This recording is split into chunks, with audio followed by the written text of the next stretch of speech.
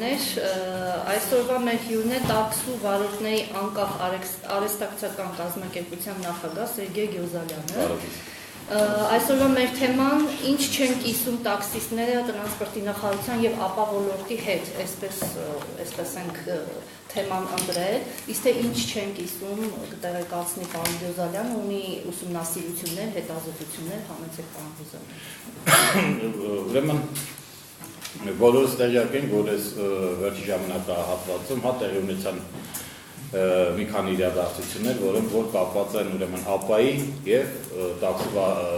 մեքենաների լիցենզավորման նոր կարգ մշակելու վերաբերյալ տրանսպորտի եւ կապի նախարարությունը։ Սա բոլորը անդրադառնում են այն ոլորտի, որը մենք փորձում ենք ներկայացնենք, այն մասնակիցների շահերը, որը փորձում ենք պաշտպանել եւ ներկայացնել։ Կան եւ դրական եւ բացասական դիտումներ, որ մենք տեսնում ենք այս գործընթացներում։ Դրանց բոլորին մենք արձագանքել ենք, այսինքն եւ մեր առաջարկություններով դիմել ենք տրանսպորտի եւ կապի նախարարության լիցենզավորման նոր կարգ մշակելու վերաբերյալ եւ ուրեմն ԱՊԱ բյուրոին ենք դիմել մեր առաջարկություններով իրենց նոր փոփոխությունների հետ կապված եւ ես ուզում եմ ներկայացնեմ խնդիրները, փորձեմ ներկայացնել խնդիրները ինչումն են եւ այսպես ասած ինչ են կիսում, սկսենք ԱՊԱ-ից։ Ուրեմն նախ շեշտեմ, որ իրականում ԱՊԱ բյուրոն նախագահի հետ պարոն Ավդիսյան Վահանի հետ մենք քննարկեցինք այս բոլոր հարցերը, շատ լավ տպավորություն թողեց այդ քննարկումը, որովհետև բաց կառույց է քննարկումների համար, բայց եկեք չմոռանանք, որ ամեն դեպքում ԱՊԱ ուրեմն ծառայություն մատուցող կազմակերպությունները դա ֆինանսական կառույցներ են շահույթ հետապնդող։ Այսինքն, եթե չլինի պետության կամ հասարակության կողմից ուրեմն զսպաներ նրանց ուրեմն այդ ախորժակները, զսպելու ուղղությամբ, նրանք միտում կունենան իրենց շահույթը բարձրացնեն մինչև աստղաբաշխական թվերի։ Մենք հենց փորձում ենք, որպես հասարակական կառույցներ, որպես կոնկրետ այս դեպքում տաքսի վարորդների իրավունքները պաշտպանող շահերը պաշտպանող ներկայացնող կազմակերպություն, փորձենք այնպես անել, որ այս ոլորտի ուրեմն այս դաշտի մասնակիցները կարողանան գործել ավելի քիչ ուրեմն դուժելով այս բոլոր նորամուծություններից։ Ինչու՞մն է կանում խնդիրը, հա։ Նախ մեր ուսումնասիրություններով մենք ուրեմն ընդ այդ բոլորը կա ԱՊԱ բյուրոյի ազատ կայքում ազատ կարող ենք բոլորը տեսնել։ Վերջի 2 տարվա դինամիկան ինչա ցույց տալիս։ ԱՊԱ ուրեմն հավաքագրած գումարների ընդամենը 50%-ն է կազմում ուրեմն հատկացումները, հա, վթարների երրորդ կողմին կատարվող, տրամադրվող ուրեմն փոխհատուցումները, ընդամենը 50%-ը, 50-52%։ Դրանից առաջ կազմել է մոտավորապես 75%։ Դե եկեք հիմա սա միացելը վերլուծենք որպես տնտեսագիտորեն։ Ինչ է նշանակում։ Դա նշանակում է, որ այս ոլորտը ունեցել է ուրեմն գերշահույթներ։ Իսկ օրենքում, ԱՊԱ-ի օրենքում պարզ գրած է, որ չնայած նրանք շահույթ հետապնդող կազմակերպություն են, բայց նրանց շահույթը պետք է լինի ողջամիտ, նրանք պետք է ապահովի ողջամիտ շահույթ։ Ինչի համար, որ այդ կառույցը կարողանա գործի։ Մենք հասկանում ենք, որ այս օրենքը որ գրվեց, ԱՊԱ-ների գրեց, պետք է այդ կառույցը կայանար, որպեսզի շուկայում ոլորտում կարողանար գործել, իր գործառույթները կատարել, ինչ որ բոլորը գրած այնպես, որ մաքսիմալ ուրեմն այս ԱՊԱ հավաքագրական ընկերությունները, որ գործում են ԱՊԱ ոլորտում, իրանց ռիսկերը նվազեցվեն, հա, բայց արդեն անցել է 5 տարի։ Եկեք հասկանանք, արդյոք այն պայմանները, որը գործում են կառույցը կայանալու համար, արդյական են հիմա։ Ոչ, նրանք որոշեցին, որ պետք է փոխվեն։ Շատ լավ միտումներով փոփոխություններ են արել, հատկացումներն են ավելացնում, ժամկետներն են կրճատում, այն գումարները, որը նախատեսված են ուրեմն փոխհատուցումների համար մի քանի անգամ ավելացվել են եւ այդպես, բայց կոնկրետ կապահովեն դրանք արդյոք ողջամիտ շահույթը։ Իհարկե ոչ։ Եթե շահույթը էլի պետք է լինի այս մակարդակի վրա, այսինքն դա ինչ է նշանակում։ Դա նշանակում է մեզնից տաքսի վարորդներից, ուրեմն հավաքագրած գումարներով, իրանք օրենք են խախտում, ապահովելով իրենց երշահույթները։ Մենք ասում ենք, եկեք նայենք, 1-8 անգամ դրել եք տաքսի վրա գործակից, հա, 1-8 անգամ։ 250% մալուսային համակարգագործում մինչև այդ սանդղակը։ Բայց այդ տաքսի վարորդը 1-8 անգամ ենթանեք 20,000 դրամ օրինակ որպես վերցնենք, 20,000 դրամ իր ապահովագրական վճարնա որպես այդ տաքսի վարորդ չունի, 1-8 անգամ այդ արդեն 36 արդ եղավ։ Եթե մի քանի հատ վթարել է կատարել այս ընթացքում, հա, Եղավ այդ 250%-ի տակ։ Այդ մարդը որտեղից ստանում մենակապայի համար մոտավորապես նայեք ինչ գումար է կազմում 70-80,000 դրամ մենակապահովագրական վճարի։ Ինչքանով է դա արդարացի։ Հա հասկացանք, որ դա ռիսկային ոլորտ է։ Տաքսի ոլորտը մի ամսվա ընթացքում այնքան վազք կատարում, ինչքան մենք սովորականից մի տարում այդ վազքը չեն կատարում։ Բայց եկեք հաշվի առնենք, որ այդ մարդիկ ուրեմն սահմանափակ միջոցների տեր ուրեմն մարդիկ են։ Հետո հաջորդ խնդիրը ինչն է կանում, որ մենք ուզում ենք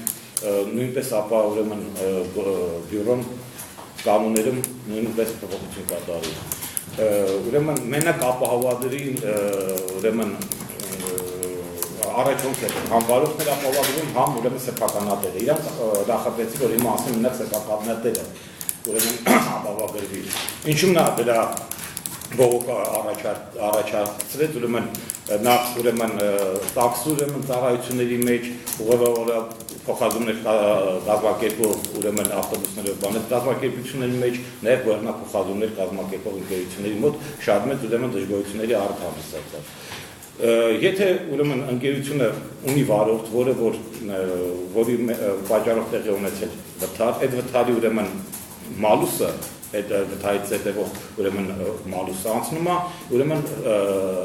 սեփականատիրոջ վրա ու ինքը մնացած ենթանենք այդ մի մեքենայի պատճառով ինքը ունի 50 մեքենայի պարկ, հա, այդ 50 մեքենայի համար ինքը արդեն մալուսային ձևով արի ապահովագրական վճարը կատարում։ Դա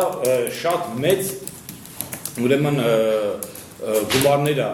առաջացնում։ Շատ մեծ գումարներ է առաջացնում, շատ մեծ ծախսեր անում այդ ընկերությունների վրա։ Ապա ուրեմն ներկայացուցիչ ուրեմն ապա բյուրոյի նախագահն ասում է մենք հնարավորություն ենք տալիս, որպեսզի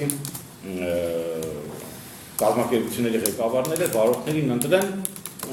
համապատասխան քիչ ռիսկային վարորդների ընտրեն, ընդդիմության մեջ ավելի խտրական լինեն։ Բայց ամեն դեպքում փորձանք է։ Ինչքան ուզում ես վարորդներին ճիշտ տի, ինչքան ուզում ես նրանց ուրեմն մասնագիտական ստաժ հաշվի առ ինչ ուզում ես արա, փորձանք վթար եղավ։ Այդ մի մարդու ընդհանուր վթարի պատճառով ինչի պետք է պատասխան չտա ինքը, այլ պատասխան տա ուրեմն ամբողջ ընկերությունը։ Սա շատ մեծ ծախսեր առաջացնում, շատ մեծ անարդարություն առաջացնում այս ոլորտում եւ մենք առաջարկություն ենք արել, որպեսզի այս երկու համակարգը գործի զուգահեռ։ Եթե մարդը կընտրի, որ ապահովագրվի այս եղանակով, որը որ հիմա ինքնանց թող այդ եղանակը ընտրի, կարող է ձեռատալի։ Եթե մարդը ընտրի այդ եղանակը, որը որ արվել է, այսինքն վարորդը մեղավոր եղավ, վարորդը ուրեմն մալուսայի տեսքով պատասխան է տալիս։ Թող ուրեմն այդ համակարգը գործի։ Մենք իհարկե շատ ուրեմն անհամաչափություններ ենք նկատել այս ոլորտում, սկսած նրանից, որ ուրեմն հատուցումները կատարվում են ուրեմն հաշվի առնելով մեքենայի մաշվածությունը, հա, տարեթվից կապված, ուրեմն դեռ սանդղակի վանկա տոկոսներով նվազեցնում են եւ ուղարկում են երկրորդային շուկայից պայստամասեր գնելու։ Իսկ եւ որ ապահովագրավճարներ են իրանք անում, ընդհանրապես մեքենայի տարեթիվը հաշվի չառնում։ Մենք ասում ենք, եթե միտեղ դա հաշվի եք առնում, եկեք այս միտեղն էլ հաշվի առնենք, որպեսզի համաչափության արդարության սկզբում գործի։ Եթե դու դա չեք ուզում անել, ուրեմն բազմաթիվ երկրներում փորձ կա, ուրեմն ապահովագրավճարը վճարվում է ոչ թե միայն մեքենայի ուրեմն վերականգնման համար, այլ հատուկ կնեք հատուցումը առնում է, այլ նաև մեքենայի շուկայական արժեքի նվազեցման տարբերությունն է վճարվում որպես ուրեմն հատուցում։ Մենք ասում ենք, եթե դուք մեքենայի տարեթիվը հաշվի եք առնում, ենթադրենք, հա,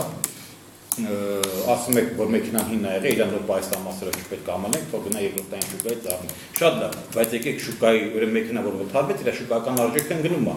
բազմաթիվ երկրներում այդ մեքենայի շուկական արժեքի նվազեցումը նույնպես փոխհատուցվում է ուրեմն վարորդներին։ Եկեք գոնե այդպես կոմպենսացնենք, այս անհամար չափությունը։ Երկրորդը մալուսային այդ բոնուսային համակարգը, ընդամենը 10 բոնուսային 10 կա, 15 մալուսային 10 կա, եթե չեմ սխալվում, մինչև 50% մալուսը աճում է, բոնուսը ուրեմն 50%-ով։ Ասում եք, եկեք համաչափ այդ ամեն ինչ անենք, եթե բոնուսը կազմում է արդվազն 50%, այդ թող մալուսն 50%-ով աճի։ Թող իրար համաչափ են այդ ամեն ինչ, եթե մալուսային համակարգ ուրեմն 4%-ով ավելանում ամեն մի դասին, ուրեմն բոնուսը 3% ալնում։ Ասում եք բոլորը եկեք համաչափացնեն։ Եվ միայն այս պարագայում, եթե